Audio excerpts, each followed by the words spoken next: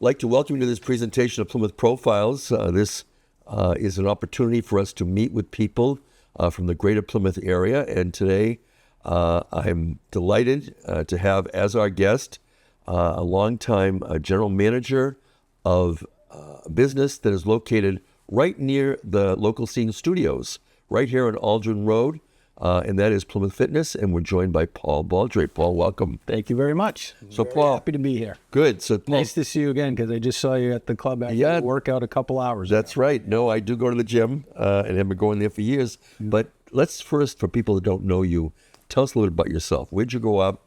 I know your father is at the gym. Sure. And tell us about your background and your education. Yeah, I'm a townie. I grew up in Plymouth, went to Plymouth schools, West Elementary School and PCIS and the old Plymouth Carver, regional school. So I'm very fortunate to be, living still and operating a business in the town that I grew up in. I don't take that for granted. That's a treasure for me. After high school, I was a decent high school athlete and I became a mediocre college athlete and quickly realized that I wasn't going to be involved with sports, so always had a passion for sports and athletics, and got my degree in sport management from UMass Amherst. That's way back in 1989, so we're going way back here. And worked for a season for the Boston Celtics, when I first got out of UMass. Quickly realizing that there are no jobs. Once someone's working for the Celtics, they're there forever. And right around then is when an opportunity came up at then called Plymouth Athletic Club. Yeah. And, started working there and pretty much have been there nonstop. It's really, I tell people it's the only job I really had and have ever had, and I love it. And you live here in Plymouth with your wife, Kristen. Yeah. And she's there. Yeah. Yeah. Kristen runs the children's swim lesson program. Although I would be remiss in saying the fact that she's there has nothing to do with me being there. She, has that position, without me having really anything to do with it. She's an exceptional manager of that program. And, we teach the Red Cross protocol for swimming lessons there. And literally thousands of kids have gone through that program. Your grandchildren are part of it. And way back then, your son, was part of it way back in the day. So, yeah, so I'm fortunate again in that regard. I get to work, quote unquote, with my wife, although we kind of don't interact a lot. She's at the pool a lot and I'm out front a lot. But yeah, she's there and we live in Manomet. We have 2 daughters. I'm a new grandfather. I have a granddaughter now who's 5 months old, and we'll be in that pool in about a month. Good. So we'll have 3 generations going out there at that time. And maybe 4 now that my dad's working out there too. So. Sure. Yeah. So I've been going there since the beginning, well over 40 years. But tell us, for those people who are watching, give us the history of Game Point that is now Plymouth Fitness. Yeah. So 1979, for those of us that remember, was really in the peak of the racquetball craze. So for people that don't know that, what pickleball is going through now, racquetball was going through, back in the late 70s and early 80s. And Ron Ferrioli, a very prominent business person in Plymouth, built, what was then called Game Point, which is a racquetball term. So he named the club after that. And it was 11 racquetball courts and a food and beverage operation, a restaurant and bar, which really followed the business model of like tennis clubs and golf clubs and things like that. And then the current owners bought it from him in 1988. So Ferrioli owned it and operated it from 79 through 88. And then the McDonald family, who own it currently, are from Worcester. They bought it in 88 and own it to this day.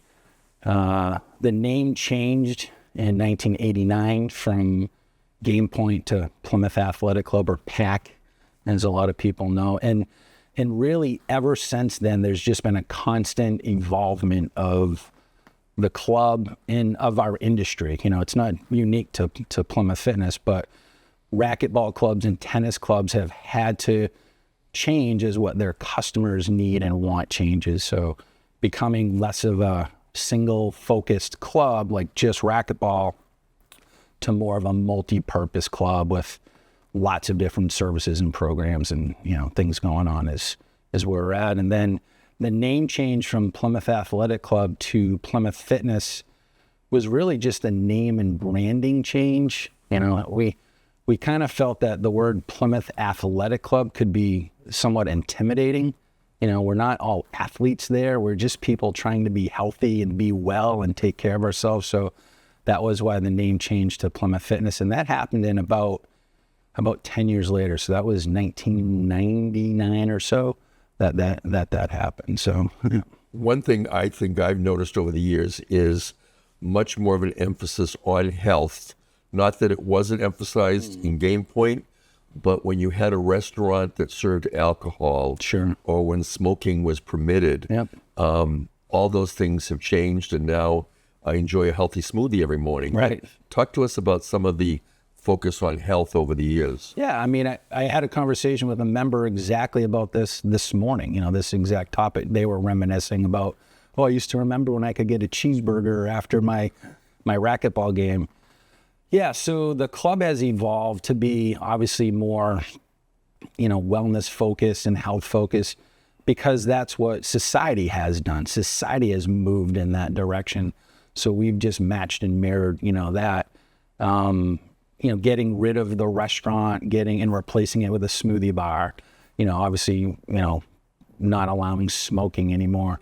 It seems such common sense now as we're talking about, of course, but, that period of time ago, it wasn't. I can remember part of our job in running a health club, a big part of our job was convincing people, literally convincing them that exercise was good for them. It wasn't mainstream. It wasn't all accepted that, regular exercise and eating healthy was connected to your overall wellness and your overall health. Now everyone knows that, right? You can't exist without, being bombarded with endless information about what to eat, what to do for exercise. And some of it's great advice, some of it's not so great advice. So we don't have to convince people about that anymore. We just have to provide them with fun ways to do it, that are safe for them and effective for them. And you're so right about how society has changed over the years, because at that time I remember also being on a hospital board and fighting for no smoking on the hospital campus. You'd think, well, that's a no-brainer. It's a hospital. Right. Why was there smoking? But it took a while to get people to embrace that. And so I also have noticed, and maybe I was not paying attention when I was a young kid there back when it first opened, but it seems as though the club is attracting a lot more seniors. No doubt. And I'm wondering if the demographics has changed over the years. Yeah, absolutely. You're spot on with that. We talk about the age wave, right? It's the baby boomers that, the largest group of the population are now 65 and plus, and the fastest growing part of our population. So Plymouth is seeing that, right? Plymouth is the town is sure explosive growth in the town of Plymouth, and what was once our kind of secret little beach town has been discovered by people that want to retire here and want to enjoy all that Plymouth has to offer. And the club has seen that as well, So our fastest growing population is the 65 or plus membership, approaching 600 people that meet that demographic now at the club. And we've had to change, as a result of that. We've had to provide programming and classes that are appropriate. We've had to bring staff on board that are comfortable in dealing with different health issues and different diseases and helping people to exercise. But I believe it's a great thing because it brings more community to the club, and a lot of people find that Plymouth Fitness and clubs like it are part of their lives socially, not just where they go to exercise, it's where they go to be with their friends. And that 65 or better population really embraces that at Plymouth Fitness. They have the time and they have just the desire to be connected, so, we love it. Yeah. So, Paul, unlike you, I was not a great athlete in high school. Yeah, I didn't say great. I said okay. Okay, well, I was barely okay, although I was on teams, cross country and track and so on. And so when I joined what was then Game Point, one of the things that appealed to me were a lot of the exercise classes. Yeah. And in those days, aerobics was the big thing. Sure. I did a lot of aerobics classes. But over the years, I find as I get older that what is really probably even more helpful is the strength training. And so I try to mix classes, but also work with a trainer and work on strength training just because as a senior, I don't want to fall down. Yeah. I want to have good balance. And so talk to us a little bit about what are the programs that you offer at Plymouth Fitness? Yeah. Talking about strength training, for some people, that can be pretty intimidating because their first thought is, oh, I got to lift heavy weights and it's like bodybuilding and it's free weights and it's a bunch of guys with tank tops on and grunting and groaning. So it's not that. Strength training is just resistance activity, and it can be done in the swimming pool through water fitness classes. It can be done in a class format like you participate in with like smaller handheld weights or large elastic bands, which we call Dynabands, or even our own body weight, providing resistance. But it's vitally important for us, especially as we age, to incorporate strength training. And that has come along. It used to be cardio, get on the Stairmaster and go for an hour and go like crazy and burn those calories. But science has evolved now that we know those are important to keep our lungs and our heart healthy. But strength training is really what fuels the metabolism. It's what keeps the engine going. And it is critical for helping us stay strong in the core so that we have stability, so that we don't fall, or if we do fall, we're able to catch ourselves. Helps us to be able to perform just the daily things in life, whether it be yard work or playing with grandchildren or things that are on our job, so that we can continue to perform those things effectively and safely. So, whether it's through machines or classes or at home, doing home fitness, you can get lots of strength training at home. It's just critical that we do that, as part of our program. And ideally it's, 3 times a week or so that you're getting that strength training in, that's where it starts to make a difference. Yeah. At least I would say. Yeah. But so you've undergone physical changes at the facility as well over the years. You mentioned a restaurant. Now in a restaurant, the biggest change we've seen recently is the upgrade to the pool. Yeah. Talk to us about that. I use the pool myself, but also have had grandchildren and children enrolled in the classes. So I'm thrilled that the club continues to try to improve what they've already been offering. Yeah.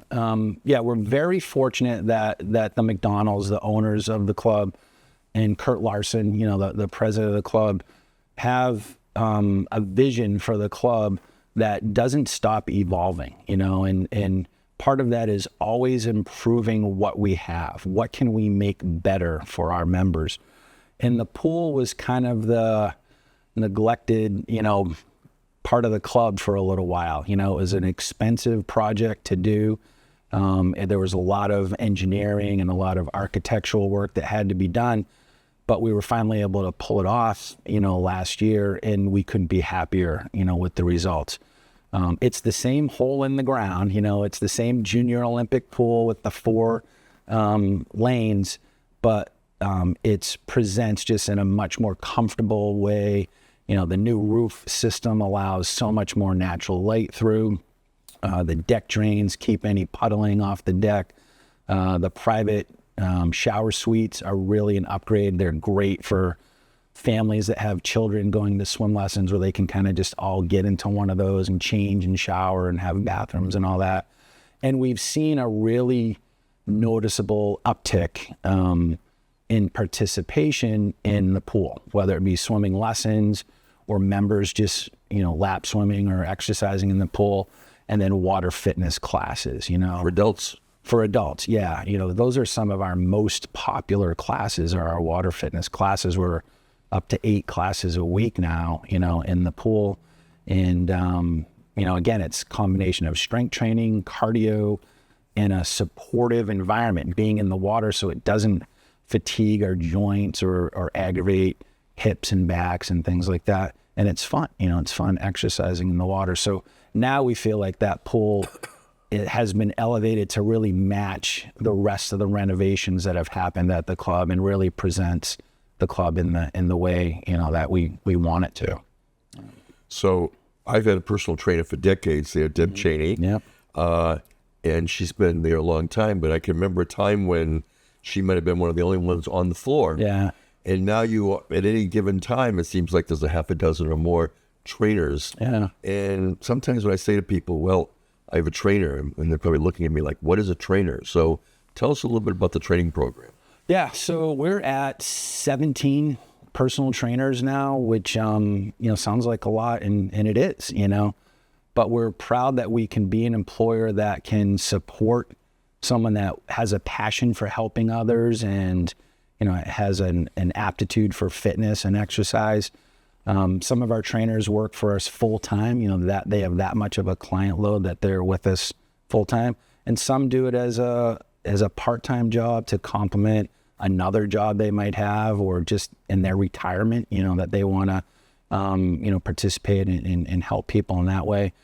But personal training really, as we define it, serves a function of helping people to make sure what they're doing in terms of exercise is effective for them, and it's personal. We say personal training, we mean it. A trainer has to know their client, their medical history, their preferences, their goals, what's worked for them in the past, what hasn't worked for them in the past, and their personality a little bit as well, to really make it personal. And you can't expect a personal trainer to really deliver a quality experience without having that information and knowing that information. So we make sure our trainers get that information and then establish a plan for that person to get where they want to be. And the benefit of using a trainer is that it's safe work exercise, it's effective work exercise as a purpose, but there's also accountability to it. Most of us know what we should do, right? We know how to do it probably to a certain regard, but for whatever reason, we don't, and I use a personal trainer, Ashley, at the club 2 or 3 days a week, because I know she's waiting for me. I have that appointment, and I won't find a way to justify skipping out of it, because we all do that. And then she makes sure that as time goes on, we're progressing, Sometimes we'll be performing an exercise and I'll say to her, wow, this feels a lot heavier than it did last time. And she'll say, it is. I'm not paying attention to how much weight she's putting on the bar. I'm just doing what she tells me to do. She's keeping track of my progression and moving along and helping me with things like that. So, personal training makes it fun for people also. They have that social connection with someone. And, it's a big part of why Plymouth Fitness is successful as it is. When you use the word safe, that rings true for me, because I often think about the fact that when I'm there, I want to be safe. And if I'm left to my own devices, I might not always be, because one of the things I like is that my trainer will correct me and say, you need to do this because you're not doing it right. You need to look up. You need to, whatever it might be. And again, of course, as you're saying, she makes me do things that I wouldn't otherwise do on my own. Yeah. So, I might do a plank to get a little ab, but I don't like side planks. But when they make me do them, I got to do them. Right. I say that all the time to my trainer, to Ashley. I'm like, there's no way I would be doing this right now if I wasn't with you. Right. It's just, and that's human nature, right? That's just human nature, and realizing, who we are. But, that being said, personal training isn't for everyone, right? It's not something that everyone, wants or can access, but still finding someone to help develop a safe program and an effective program that can be done independently, or finding classes where there's an instructor whose job it is to help the group, perform safely and effectively, is other options to that.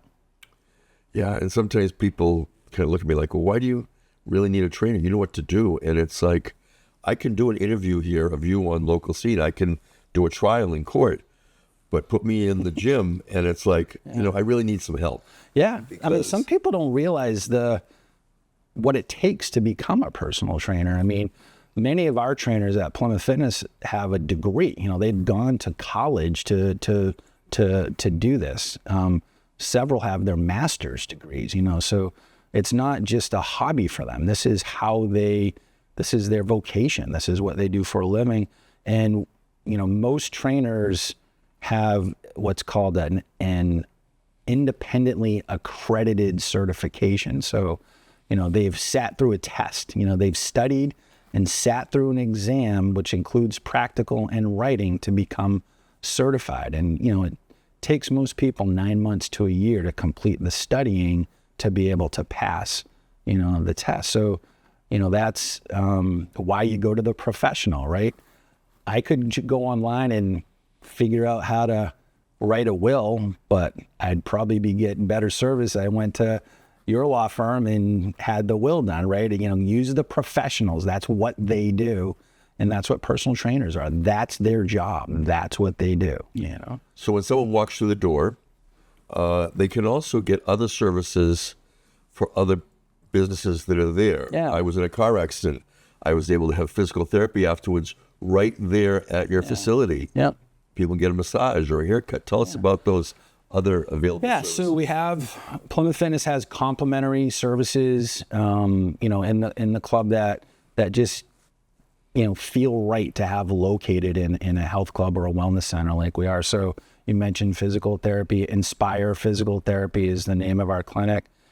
Dr. Sam is, the owner of that, and he is a phenomenal physical therapist. He really brings a lot of new technique and a lot of personalization to what he does for patients. And it's members and non-members, someone doesn't have to be there, but he uses the pool, he uses the club equipment to deliver therapy to people. So that's a great relationship to have. Laura Nahola is a registered dietitian that has her practice, in Plymouth Fitness, and that's just a natural relationship. People that want to be healthy, want to exercise more, and they want to eat clean, so she can help them to bring those two together. And again, she sees members and people from the general public to provide service. Yes, massage therapy. We have a team of 3 massage therapists with us that stay relatively busy and, help people to, keep their bodies pain-free and moving properly and feeling relaxed. And then the salon, there's from back in 79 when it first started, and having a hair salon at a health club back then was a really unique thing. It's a little more mainstream now, but there's 3 stylists and a barber there that do a fantastic job keeping members looking good as well as feeling good. And it's a nice convenience to have just all in one spot there. So Paul, if people want to contact you, how would they do that? Yeah. I'm happy to talk to anybody anytime. They can call us at Plymouth Fitness, which is 508-746-7448. Our website has a lot of information on it. So if someone wants to kind of explore a little bit about Plymouth Fitness, I usually tell people go to plymouthfitness.com first. You can see all the schedules. You can see all the services that are provided there. And anyone can pop in anytime. There's always staff there to answer questions and to show somebody around and, go from there. It took me a while to get into the current technology for classes, but once I did, I found it was very easy and convenient to go right to the website and just click onto a class and just sign in. Yeah, no, it's nice. I mean, as the club has evolved, technology's come along, and I remember the days where we didn't have a computer. We ran that business without a computer. Now everything's done on an app on a member's smartphone. They can make their reservations and, schedule for anything they need to. So yeah, we've been able to adapt as things have evolved and keep up with, with technology to help people from that regard. I marveled about a week or so ago when you had a TV screen, and I found out later one of your members put together a photo using the old Wheaties box and putting two of your staff people on it because they were in a marathon. Yeah, we had my trainer, Ashley, and one of our instructors, Lauren, just completed the marathon in Rome. So it was Ashley's first full marathon, and I believe Lauren's second marathon. Ashley was just under 4 hours, and Lauren was just over 4 hours, so great times. But it was a member that, is friendly with them that created this kind of funny old Wheaties box with their picture on it. And he showed it to me. I said, send me that, will you? So we put it up on all the screens in the club. Yeah.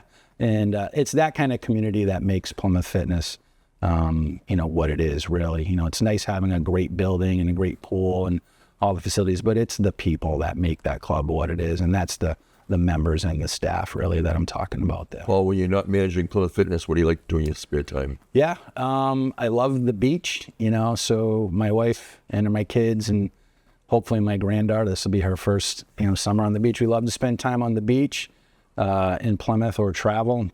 I love spending time with family. We do that as much as we can.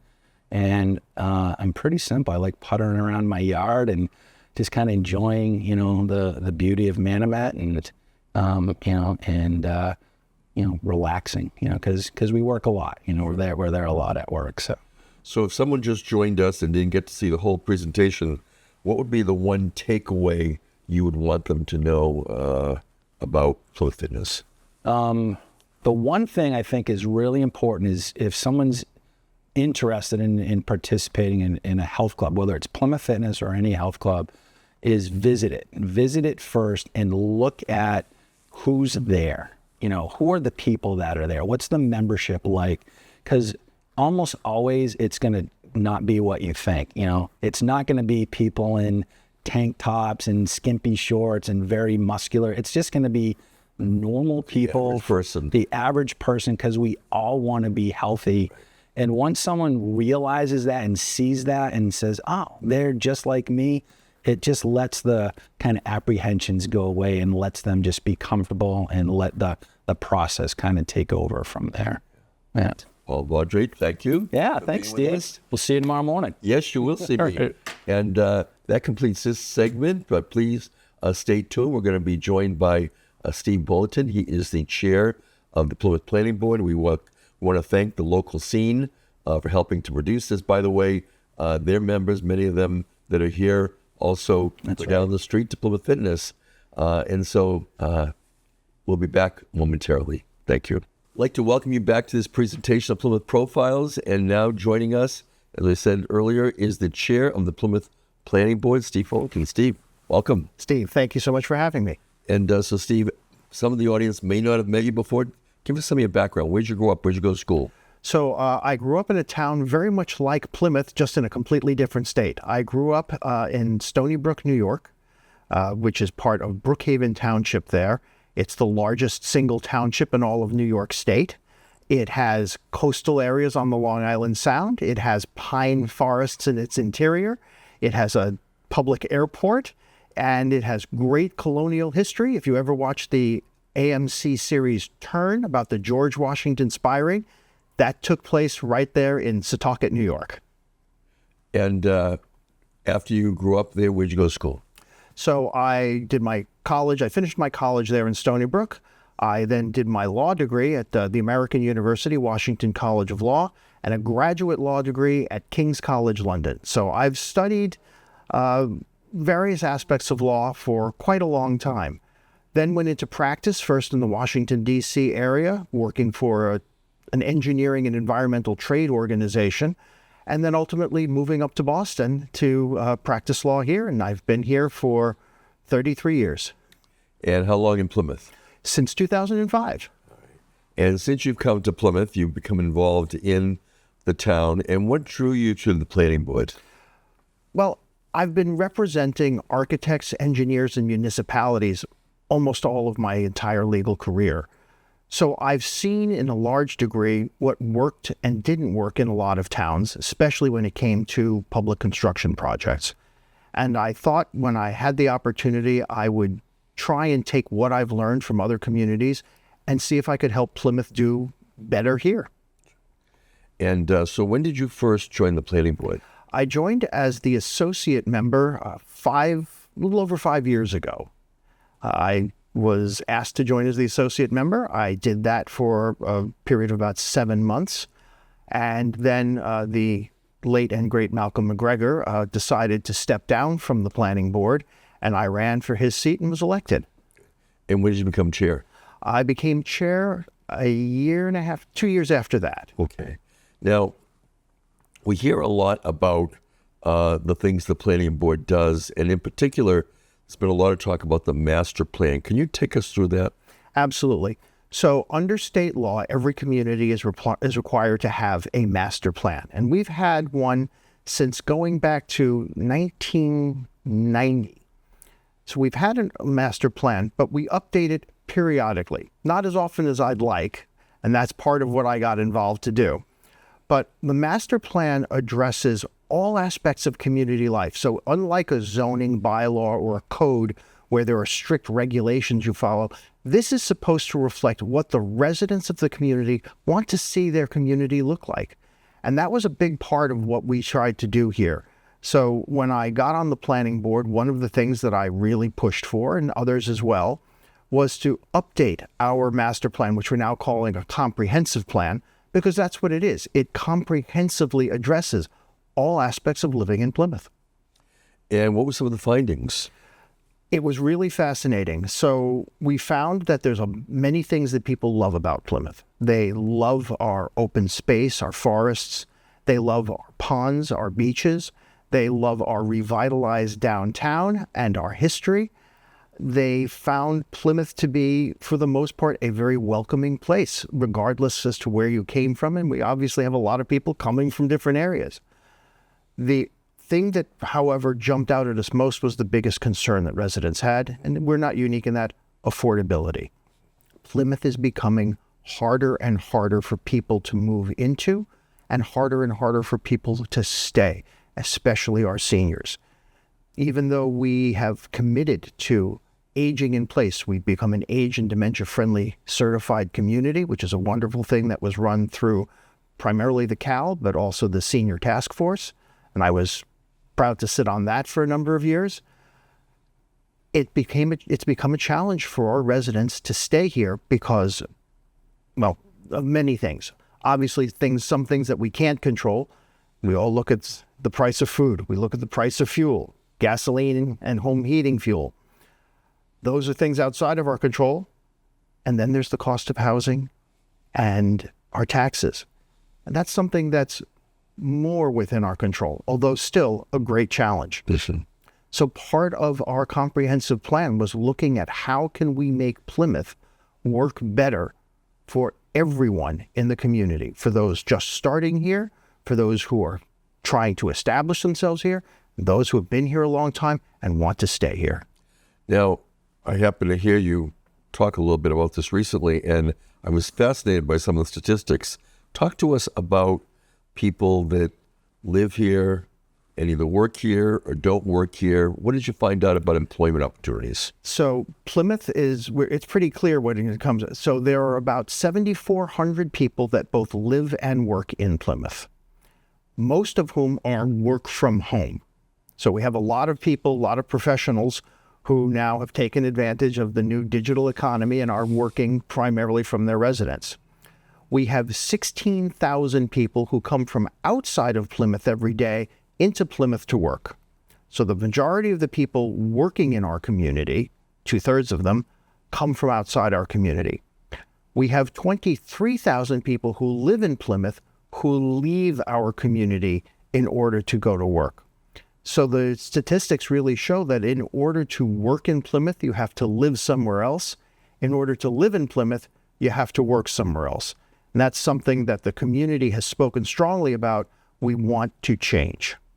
And what type of businesses flourish or thrive in Plymouth, and which ones wouldn't be so attractive anymore? Well, Plymouth has always touted the idea of greater manufacturing, light industry, and we have a great history of industry in this town. Unfortunately, as we've all seen, industry is leaving the Northeast in general, and Plymouth is just not a location that really attracts a lot of industry. First of all, we actually don't have a lot of land to do it. Believe it or not, there's a total of 350 acres of commercially zoned land left in Plymouth that hasn't been built on. That's scattered throughout the town. 350 acres. That's barely enough for one large manufacturing facility. We also have a very expensive housing situation. So when businesses come to look to Plymouth, they say, where do my people live? I'm not paying them enough to afford the cost of your housing. So industry is no longer really what's been flourishing here. What has been flourishing here is our medical community. We have seen a significant growth year in and year out with respect to new types of medical facilities here in town. That's everything starting with primary care physicians to outpatient surgery to inpatient surgery at Beth Israel. Beth Israel has just committed to another $100 million total investment in our community. So we're seeing that medical community grow, which is, again, not a surprise. Plymouth is going to be, by the end of this decade, majority 55 and older. Will be over a third of us will be 65 and older. I've always joked, I said, you want to do really well? Open up a medical clinic here and put a big sign out that says, we treat pickleball injuries. A lot of pickleball these days. Absolutely. But we have a very active senior community. That's who's been moving to Plymouth. We've seen a great deal that Plymouth is aging considerably faster than the rest of the state because the people who are moving here tend to be empty nesters who find the beauty of Plymouth and say, my goodness, what a wonderful community. I can leave that area that I was living in because I had to be there for work or because I had to be there for my kids, and now come to a place where they say, I can be here and enjoy the beauty and all the opportunities that Plymouth affords me. So historically, a lot of communities, including Plymouth, may have thought, well, we have a split tax rate, we have a commercial base and a residential base, and the commercial base is going to help keep the taxes lower for the residential base. Is that really true going forward in our future? Absent some very dramatic change, no, it's not. The largest commercial entity that ever came to Plymouth, of course, was the power plant. When we had the power plant, we had a significant amount of commercial money coming in. We did that not through taxes per se, but through an agreement of payment in lieu of taxes. They call them pilot agreements. Yes. And the power plant paid a great deal into the Plymouth tax base. But of course, the power plant is gone now, and it has been supplanted by residential taxes. So last year, Plymouth generated $240.7 million in taxes. Of that amount, 86% came from residential taxes. And we've been watching the percentage and now even the actual amount of commercial taxes dropping each year. So residents are seeing their tax bills go up because it's making up for the fact that we are losing our commercial base. And ironically, Plymouth is not doing badly when it comes to commercial taxes. When you look at the 351 cities and towns in the Commonwealth, we are number 11 in the total amount of commercial revenue that we generate in this town from taxes. If you take out the big cities and some of the 128 belt communities that we just couldn't possibly compete with, we're number 5. So we're actually doing about as well as any community that's likewise to us. Better than most, in fact. So it's going to be a challenge to do anything to move the needle with purely commercial tax generation. So if that's the case, then how do we balance? We've often heard that it's expensive to increase and build single-family dwellings and having kids. But I think in recent years, we've seen that maybe that thought has changed a little bit as we bring in families that don't necessarily have children, or if the land configuration is a little different with some of these planned developments. Tell us about that. I think you're absolutely right. One of the things that the residents said very, very clearly as part of the comprehensive plan process was they wanted to see Plymouth create different types of housing. That doesn't mean eliminating single-family housing, but offering other alternatives. Right now, 71% of Plymouth is zoned rural residential. That's 3-acre large lot zoning. Obviously, that's the most expensive types of housing to have. If you're paying for both the land and for the ability to maintain that type of land, you're building a large home on it nowadays. And large homes are expensive. At the same time, homes in our rural area are the most expensive for the town to support because the infrastructure necessary to support them is further away from everything else. It's longer roads that you have to maintain and plow. It's further away for fire and police and for school buses to travel. Some of our major expenses when it comes to municipal obligations. So what we've heard is that the residents want to see other alternatives. They are concerned, quite legitimately, with the idea of big, tall buildings coming in, and we don't zone for that. We have a 35-foot height restriction in most areas. Some areas we've gone up as high as 55 feet, which is 5 stories. But for the most part, we do not allow large buildings, and that's really not the character of Plymouth. But we have ways to create greater density on smaller lots while still keeping things a reasonable size proportionate to everything else. And that's something that the planning board and the planning department are working actively on right now. We are started by already getting a grant to assist us with the idea of zoning for smaller houses on single lots. So instead of having an acre of land that you can only build one house on, that will then cost $750,000 to $1 million, why not put 5 small houses on that lot, each costing $350,000? You now have the opportunity to create greater density in a style that suited Plymouth for many, many years, cottages. And it affords the opportunity for young people who want to take on home ownership to step in, or seniors who are living in large homes that they no longer need to live in that amount of space, to be able to downsize and still stay in our community. So we talked a little bit about size and zoning and the planning board. People often think that you control all of these different decisions. Take us through a little bit. What is the difference between the planning board and the zoning board? So the planning board makes final decisions on only a few things. Subdivisions, we decide. We make final decisions on a few types of permits that are set forth in our charter. Beyond that, we are mostly advisory to the Zoning Board of Appeals if something needs to be done that's not compatible with our existing zoning. But almost all of the building that takes place in Plymouth is done as a matter of right. It means that we have a zoning bylaw, we have codes, we have requirements, both for building, for our sewer and septic, which is done by our Board of Health, and we make sure that those things are followed. And if a homeowner or a business comes and says, I have a plan to build something, it meets all of the codes, then they get to build it as a matter of right, and nobody gets to decide beyond making sure that our building inspector and our Board of Health follow up and make sure that they're doing what they're supposed to do. Now, of course, there are also there are instances in which you're trying to build in areas where there might be some environmental concerns. Then you add on the Conservation Commission. They have their own ability to separately decide whether or not they're willing to waive or not waive some of the restrictions that are there to protect our natural environment.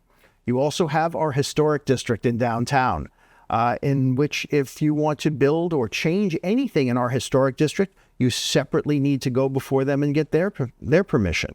So there are a number of instances in which you have nobody really making decisions above and beyond what our code says, and you have other instances in which you have multiple bodies making those decisions. And sometimes there's state law that's layered on top of all this that maybe, I know recently there was reporting that there was a particular plan being presented and members of, in that case, the zoning board weren't in support, but yet you talk about a matter of right. It seemed as though under the law, the proposed applicant could still do it. in that particular instance, we're talking about Chapter 40B housing, and I can do an entire seminar on Chapter 40B.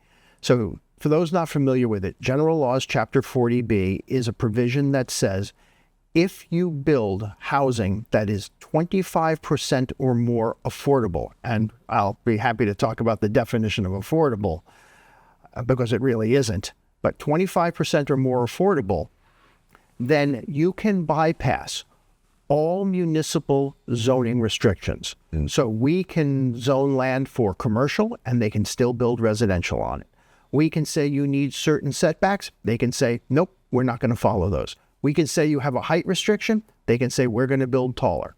Now, the town does have the ability on the first instance to reject that. But if they do, and it goes straight to the Zoning Board of Appeals, the Zoning Board of Appeals is considered the one-stop shop for those. So all aspects go straight to the Zoning Board of Appeals. Nobody else gets a say in that. If the ZBA says no, they have the right to appeal to the Housing Appeals Committee. That committee, the HAC, is a state committee. Its appointees come from the governor and various other bodies, mostly appointed by the governor. And of course, the governor has said that her goal is 222,000 units of new housing by 2035. She said that repeatedly. She said it when she came here to Plymouth just last year. I was at a conference this past Saturday. Her representative was there saying the same thing. It's housing, housing, and more housing. That's what they do. So they're appointing people to the Housing Appeals Committee who will approve more housing. And that body is very, very strict in terms of what it will limit people to do. It's very pro-housing. Back in 2014, the Housing Appeals Committee changed the way it viewed applications. It switched the burden from the applicant, the developer, to those opposing the development and said, if you want to oppose this, we have a 4-prong test that you have to meet. I won't go through the 4-prong test. It was updated. There's a 2016 Supreme Judicial Court decision outlining it. We lawyers love these things. We do, but right. But the short version is, in order to stop a 40B project, you need to show an immediate threat to public health and safety. That's the bar. The burden is on the municipality to prove that using third-party independent experts and data. You can't say, well, this will put a tax on our infrastructure. That's not considered a factor. This will create burdens on our schools. That's not a factor. Well, this is going to use up our open space. That's not a factor. The only way that you can avoid these 40B projects is by having 10% of your housing, 10% of your permanent housing, not your seasonal housing, but 10% of your year-round housing be deeded affordable housing. And affordable is defined, ironically, by the federal government through Housing and Urban Development. They say that it's 80% of the area median income. So what that means is you take the median income for the area, you discount that to 80%, and if your housing cost is 30% or less of that amount, that's considered affordable. There's just one problem. Plymouth is considered to be in the Boston-Cambridge area. So, someone making $92,560, I looked it up this morning to make sure I had the current number. A single person making $92,560 is eligible for affordable housing in Plymouth. No. So that means that you take the number from there. It means that for $2,231.25 for rent for a one-bedroom, that's considered affordable. Essentially, you're talking about someone paying $30,000 right off of their salary for an affordable unit. That's not affordable in Plymouth. That's a challenge because we can't change it because it's a federal number. And the feds have basically said, we're not really interested and hearing from Massachusetts about your affordable numbers. And ironically, the state is not all that interested in pushing it either because they want more housing. So next month, we have Plymouth Town Meeting. You'll be there as the chair. You'll be giving town meeting members certainly a presentation about the state of Plymouth planning. But you've talked to us about the master plan. What is the planning board going to do, if anything, going forward now that you have all this information from the master plan survey? Well, the two most important aspects of the comprehensive plan, as I see it, were the front part, which was hearing from the residents. And we heard from more residents than Plymouth has ever heard from in any process before. And I'm very proud of the master plan committee and our consultants and our planning department who've put so much effort into doing that. So we heard from them. We gathered more data about Plymouth than we ever did before. And then we moved now to the end process, the second most important part, implementation. Sure. So we now have part of our plan that says, this is what the residents want us to accomplish. This is who is responsible for working on accomplishing that. These are the things that need to be done in tandem with that, because the challenge with planning is everything leads to something else. If you're trying to preserve open space, well, then you can't build housing or commercial on it. If you're trying to build housing, you want to try and make it affordable. How do you do that? We have to look at all those various factors as we go forward. We also want to make sure that we are preserving our environment. We want to build where it makes sense to build, where there's infrastructure, not in our rural areas where we want to preserve that, especially for aquifer protection. So we're going to be looking at that ongoing implementation section, and we're going to be taking our cues from the residents. This is what you, Plymouth residents, have told us you want us to work on. That's what we're going to do. Like I said, we've already started. We have more plans going forward, and I'm excited because I think now we have our marching orders from the people who matter most, the people who live here. So, Steve Bolotin, you're the chair of the Plymouth Planning Board. If someone just joined us and didn't hear the entire presentation, what's one takeaway you'd want them to have from this presentation regarding the planning board? Well, tonight, the Plymouth Planning Board will be voting on adopting the new proposed comprehensive plan for the town of Plymouth.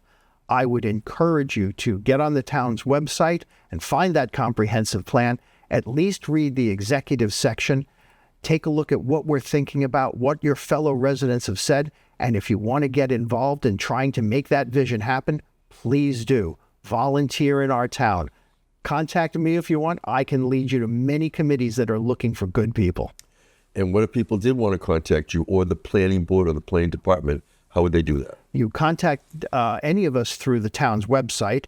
And if you want to reach out to me, I actually maintain a public interest website that provides updates on Plymouth matters. And it's steve4plymouth.com. So steve4plymouth.com. And you can reach me through that website. And I always post the planning board agendas, updates on what we're, and master plan updates. So all of the stuff we've talked about and much more. All that detailed legal analysis that people may or may not want to hear is on that website. Steve, when you're not doing the planning board or your legal work, what do you like to do for fun in your spare time? My wife and I both golf, which is why we live in the Pine Hills on a golf course. I love hiking through all the various woods and trails here in Plymouth. I'm a member of the Open Space Committee and love what they do. We don't travel as much as we used to because town takes a lot of time out of us, but we do like to do that. And I'm a part-time musician, so I still play my piano and still do things like that. And I'm started writing novels, so I try and keep busy. Where do you play the piano? I have a piano at home, so it's just me and friends. Wonderful. Good for you. I play the clarinet, but always wished I played the piano or a guitar so I could sing along with playing the instrument. I played saxophone as well, but people don't necessarily need to hear me sing. Yes. Well, very good, Steve Bolotin, Chair of the Plymouth Planning Board. Thank you for being with us and joining us. And this completes this presentation of Plymouth Profiles. Please join us in the future. Again, a shout out to those here at the local scene, Melissa McTinsey, who helps coordinate all of these with us. Tom Bolus is here. Ben is in there. We have other support from people here in the facility. And please join us for future presentations. I'm Steve Triffletti. I'm Plymouth Town Moderator. Thank you for joining us.